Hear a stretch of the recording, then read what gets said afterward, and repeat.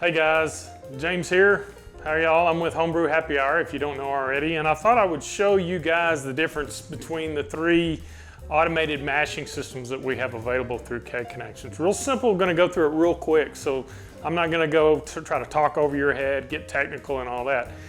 I've used all three, so I'm going to let you know my opinion on all of these and what's the pros and what's the cons real quick. So let's start with the obvious question, what's the most reasonable one? And that's the mash and boil.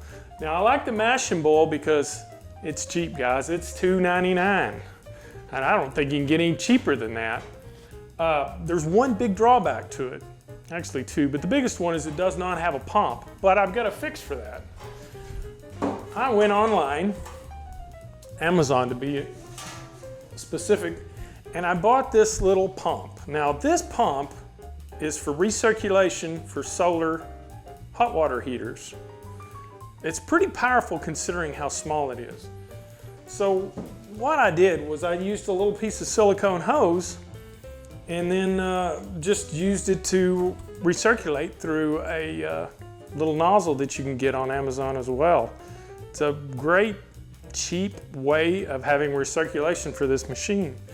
Now it's got a hopper and it has graduations on the inside. So it starts at about 4.5 gallons. 4.5 gallons goes all the way up to 7 gallons. So once you do have recirculation, then it kind of turns it into both of these. Now it doesn't have the Wi-Fi connectivity that the new Grainfathers do, but all in all, for the money, if you can add a pump, you don't even really need to do that. If you want to stir it, you can do that as well. I like recirculation, keeps temperature even from here all the way to here. So it's a good thing. I think this was like 30 bucks. Oh, and another thing too, unlike these two, it doesn't come with a chiller. You can do that, you can make your own, or you can check out the chillers available from kconnection.com. Immersion chiller is the easiest way to go. If you do want to do a counterflow, that works too. And it's 1600 watts, just so you know. It's got a dual stage burner on the bottom, so you can turn it down for mashing, turn it up for boiling. It's a great product, real easy to use. I recommend it if you're on a budget. Now, the next one, now I'm going to skip to the last on this because I got more to say on this. This is a fairly new product. It's called the Robobrew. Now, like the Grainfather, it has its own circulation pump, which is really cool. The only thing about the Robobrew that is a little different than these two is it's a little down on power, so it's 1500 watts. These are both 1600. And that might affect boil times a little bit.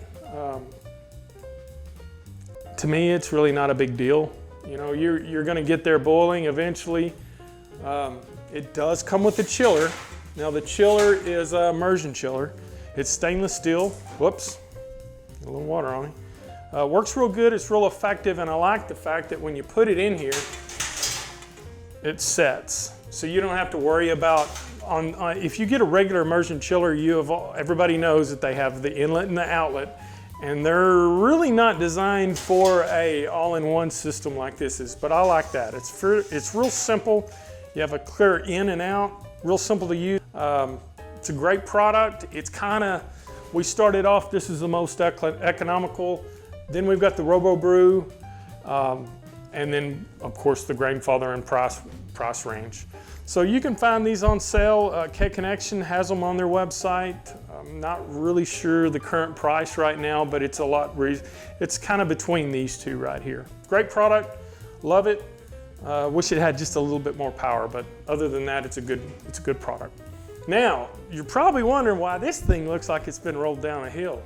I've been brewing, this is the first automated system that I ever started brewing on, and that was 3 years ago. Believe it or not, I've been here 3 years. So that's why it looks beat up, because I can't even tell you how many batches of beer I've done with this machine, but looking at it, I used to carry it home and do beer at house, and I would bring it back and do beer here, and then people would take it to their house, so it's been all over the place.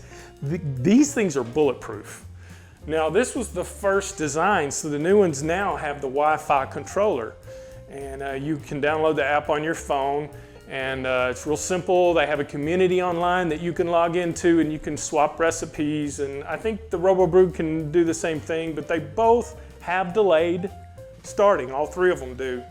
If you want to load everything up the night before, don't put your grains, of course, but if you want to heat the water up at a certain time, hit your button, put delayed heating on, and then when you wake up, it'll be ready to go.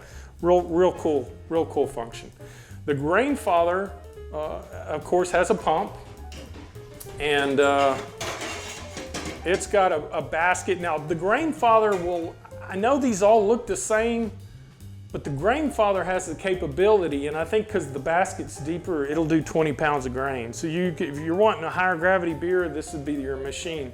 It is a little bit more money, but like I said, it's been improved. The one thing about the Grainfather, and I talked to the guys that make the machine, and is the reset button used to be on the bottom. So if you've ever had a stuck sparge, what happens was that element gets too hot and it throws the breaker and scorches the wort, which you have to throw your beer out. Y'all heard that story. Anyway, they've moved the reset to the side. So that's handy because nobody wants to tip a hot machine full of wort to try to get under to reset the burner. So I'm glad that they've done that. The controller's a lot better. This machine has not given us any problem. In fact, I've only had to reset it twice on the burner, and it was my fault because I got the mash a little thick. All of these machines, you want a little thinner mash or grist ratio so it recirculates good.